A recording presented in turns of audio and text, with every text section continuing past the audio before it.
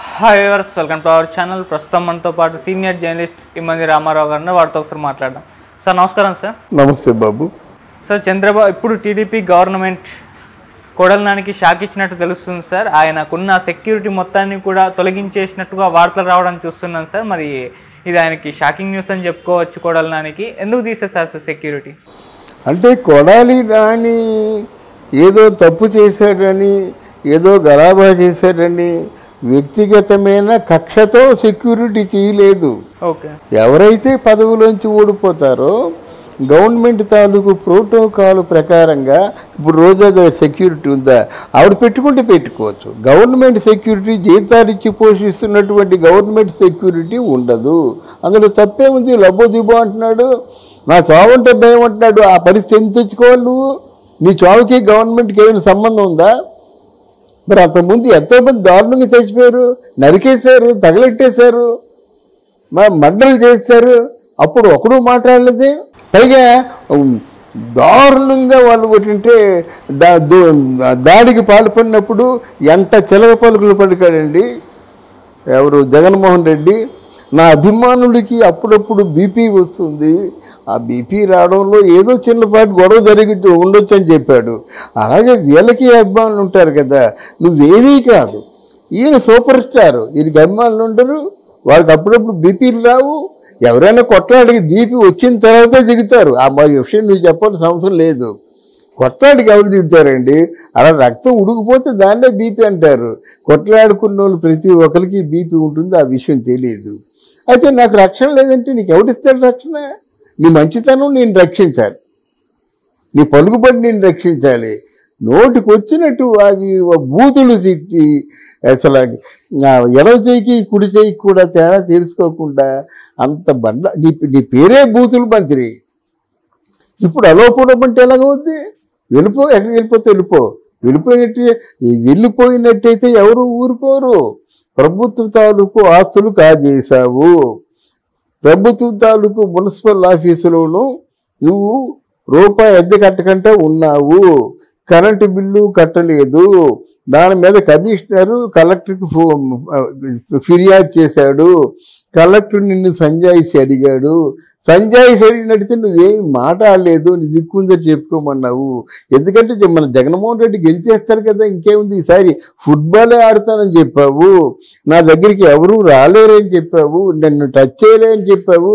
అంత గొప్పగా చెప్పినోడికి నీకు ఈరోజు భయం ఎందుకు? ఈ మాటలన్నీ నీయే కదా. నన్ను టచ్ చేయడమే, నన్ను దాటి వెళ్ళిపోయే మగాడు ఉన్నాడు అక్కడ అన్నాడు కదా. మరి వెనిగండ్ల రామ్ ఎలా టచ్ చేశాడు, ఎలా ఓడించాడు, ఏ మొహం పెట్టుకుని మళ్ళీ మాట్లాడతావు? అసలు నువ్వు చేసిన వాటికి అన్నిటికీ సమాధానం చెప్పాలి కదా.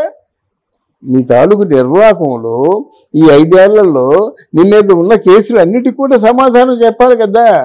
క్యాజినో ఎలా గాడించావు, దానికి గవర్నమెంట్ ఎంత ట్యాక్స్ కట్టించింది, ప్యాకెట్ ఎలా గాడించావు, ఆ వచ్చిన డబ్బుల్లో గవర్నమెంట్కి ఎంత ట్యాక్స్ కట్టావు, ప్యాకెట్ ఆడించిన తర్వాత ఇంకేది ఈ మన దాని కార్నివల్ అంటారన్నమాట. అక్కడ డ్యాన్సులు గీన్సులు అన్నీ ఉన్నాయి.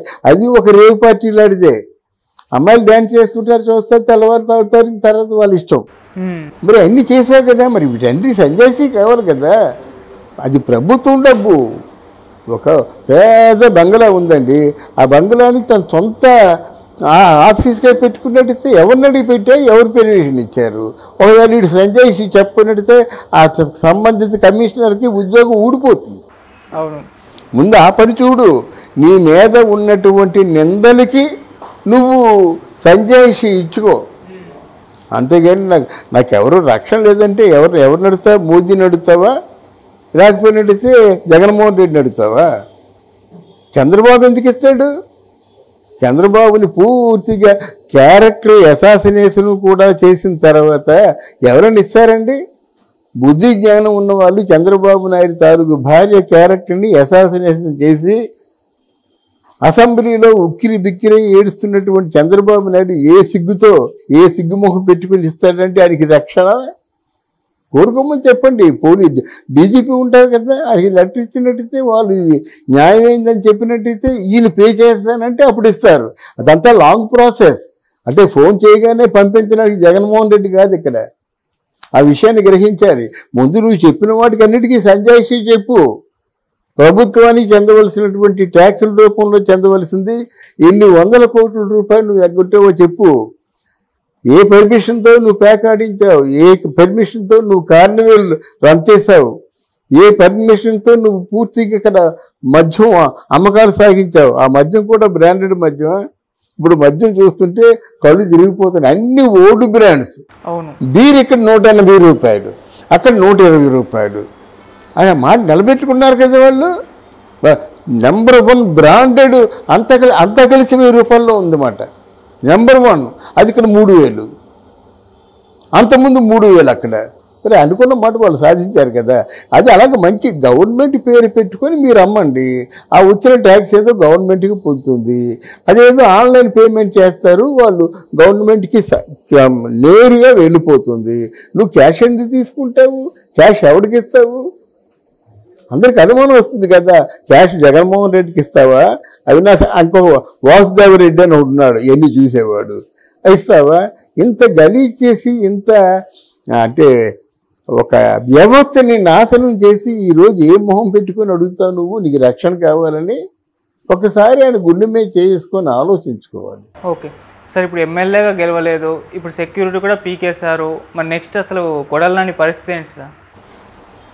ముందు ఈ శిక్షలకి సమాధానం చెప్పుకోవాలి కదా. కొడాలని పరిస్థితి కాదండి.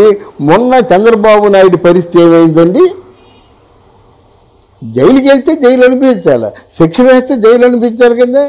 ఆ పరిస్థితి ముందు గమనించే తప్పులు చేయకుండా ఉండాలంటాను నేను.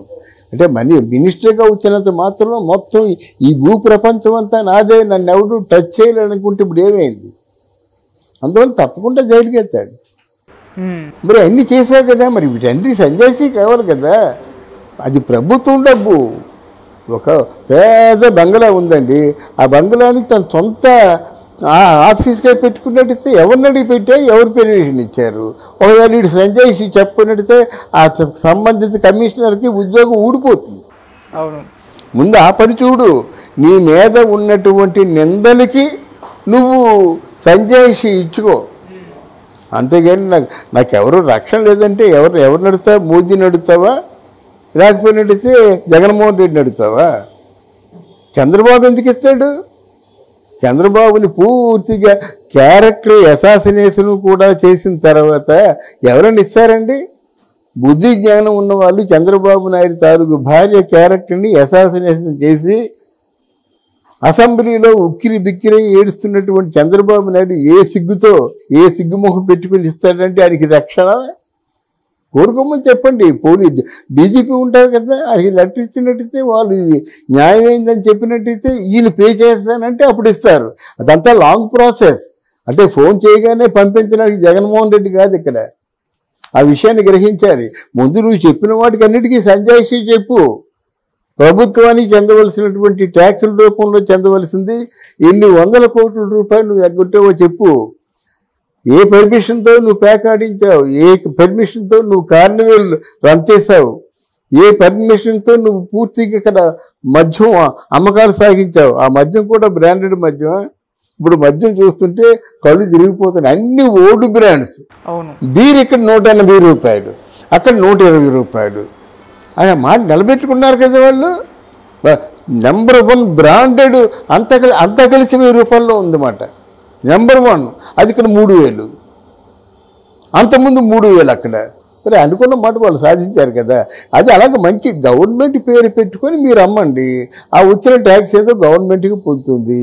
అదేదో ఆన్లైన్ పేమెంట్ చేస్తారు వాళ్ళు, గవర్నమెంట్కి నేరుగా వెళ్ళిపోతుంది. నువ్వు క్యాష్ ఎందుకు తీసుకుంటావు? క్యాష్ ఎవరికి ఇస్తావు?